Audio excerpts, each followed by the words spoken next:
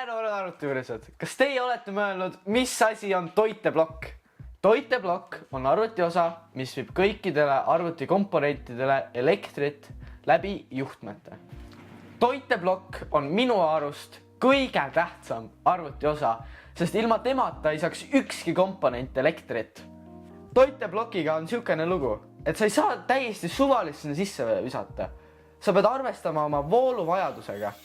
Nimelt sinu komponentide vooluvajadusega. Sa ei saa panna 500 wattist toiteblokki, kui su arvuti vajab 700 watti. See lihtsalt ei ole loogiline. Toiteblokke leiad sa odavaid kui ka kalliid mudeleid.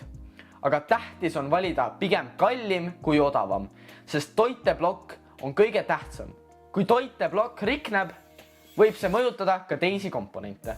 Soovitan alati kallimat, sest sellega sa ostad kindlust, et su arvuti komponendiks saaksid stabiilset elektrit ja et kõik sujuks hästi. Inglis keeles kutsutakse toiteblokki PSU-ks. See tähendab Power Supply Unit. Järgmises videos seletan ma lahti, mis asi on monitor.